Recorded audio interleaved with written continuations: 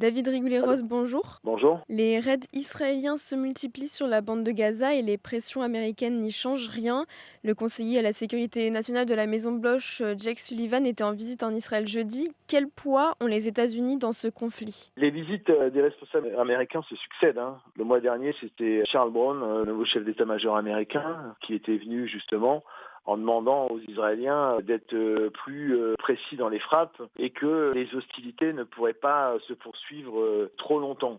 Là, il se trouve que c'est Jake Sullivan, le conseiller à la sécurité américain de Joe Biden, hein, c'est l'homme de confiance de Joe Biden, il est en Israël, il répète, il insiste sur les points qui ont déjà été mentionnés et tout particulièrement sur les modalités des opérations. C'est-à-dire qu'il demande de cesser en fait les combats de haute intensité à brève échéance, non pas de cesser l'opération elle-même parce qu'il sait que c'est pas possible, mais il voudrait que les opérations de haute intensité, c'est-à-dire les bombardements massifs qui entraînent des pertes civiles très importantes, puissent s'achever aux alentours du mois de janvier, même si par ailleurs l'opération pourrait se poursuivre sous des modalités d'intensité moindre. Évidemment, en arrière-plan, il y a toujours la question de la préservation des civils parce que ça devient une variable très importante dans la légitimité effectivement de l'opération militaire et de la défense et illustration de cette opération par les Américains, notamment au niveau international. Donc cette visite est extrêmement importante et en plus elle va être suivie le week-end prochain de celle de Lloyd Austin, le chef du Pentagone.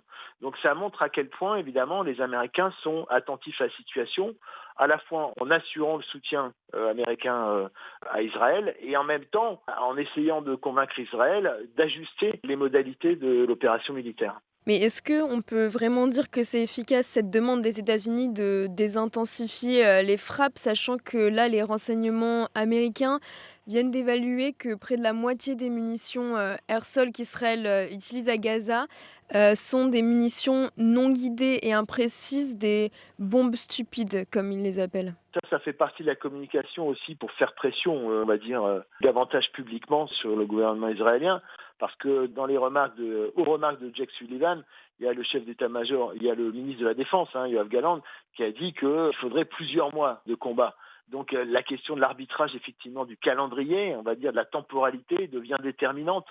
Il y a même un paradoxe, justement, dans la pression américaine, parce que le fait de pouvoir achever plus rapidement l'opération, ça impliquerait des combats encore plus durs pour qu'ils soient moins longs. À ce moment-là, avec un nombre de pertes civiles plus important. Donc c'est un peu la quadrature du cercle, même si, en creux, évidemment, c'est l'impératif de préserver au maximum les populations civiles dans la bande de Gaza pour éviter, justement, que ça puisse alimenter un ressentiment qui, de toute façon, sera préjudiciable à moyen et long terme. Jake Sullivan, à l'occasion de sa visite, il a aussi déclaré qu'il n'était pas juste qu'Israël occupe Gaza sur le long terme. Donc, vous l'évoquez, quelle solution envisagent les États-Unis pour tenter de régler le conflit? C'est un autre sujet de divergence avec le gouvernement israélien et tout particulièrement avec Benjamin Netanyahou. On sait que les relations entre Joe Biden et Benjamin Netanyahou ne sont pas optimales.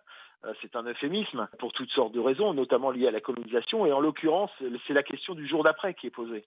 Et là-dessus, effectivement, il n'y a pas du tout d'unanimité, voire de consensus. Parce que du côté des Américains, ils considèrent qu'une réoccupation de la bande de Gaza ne peut pas être la solution. Ils ont évoqué la possibilité de la reprise de l'administration de la bande de Gaza par une autorité palestinienne revitalisée, sous-entendu pas celle évidemment qui est incarnée actuellement par Mahmoud Abbas et qui est largement démonétisée, y compris auprès de sa population.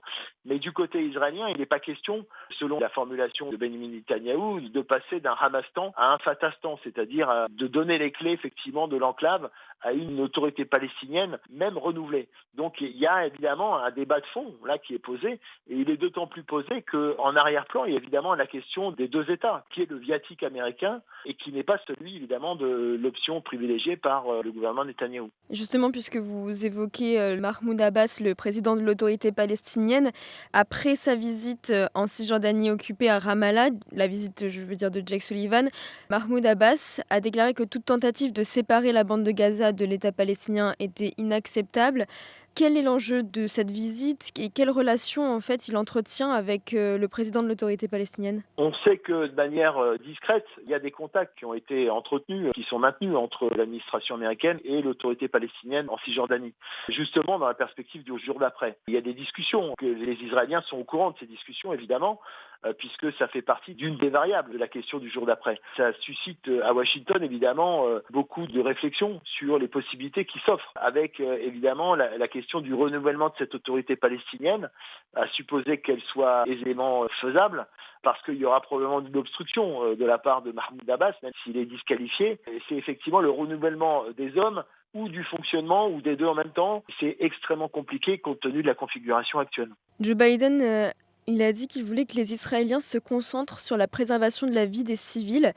Je me demandais, est-ce que vous trouvez que le discours des Américains vis-à-vis d'Israël a changé depuis le début de la guerre? Il y a un changement de ton qui est très net, qui s'est manifesté depuis le début de décembre. Il y a eu Kamala Harris, il y a eu également des déclarations du secrétaire d'État Anthony Blinken en disant qu'il y avait un écart entre ce qui était annoncé comme souhait de préserver les populations civiles et puis la réalité sur le terrain. Et puis Joe Biden qui a dit que c'était un impératif aussi dans l'intérêt d'Israël d'ailleurs. C'est ce qu'il a signifié à plusieurs reprises, justement pour pas que Israël soit mis en difficulté dans une situation intenable au niveau international.